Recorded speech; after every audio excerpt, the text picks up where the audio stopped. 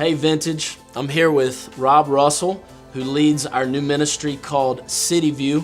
I'm so excited about this ministry and the launch of this ministry starting this Thursday night at our Vintage Art Center. This is going to be a place for young adults, 18 to 35-year-old, to come and journey. And what we're going to do strategically with this ministry is we're going to look at our city, we're going to look at our culture, and we're going to try and look at all these things that shape our different worldviews through the lens of the gospel. So let's talk about that. We're going to be jumping into a new series right out the gate. What are you guys going to be talking about? And as we started thinking about the cultural issues of our day, there's just a variety of topics that we could be discussing. Right. Like really, the gospel does apply to everything. But one of the things that really stood out is the idea of relationships. Right. And even core among those, and what we want to focus in on this first CityView meeting, is the idea of race. How we relate to other people, to people that are different than us.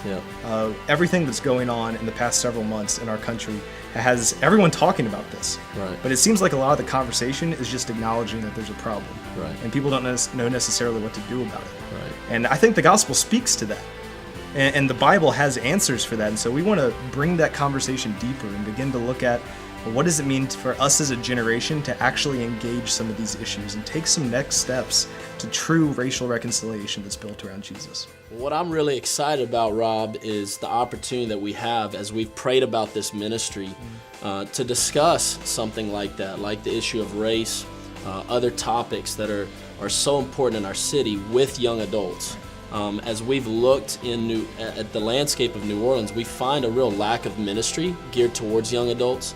So for that young adult that's excited about this, that's starting to already invite their friends this Thursday, what can they expect when they come? Well, it's not simply a vintage worship gathering for young adults. Right. So it's not going to feel like the experience that we have on a Sunday morning or a Sunday evening.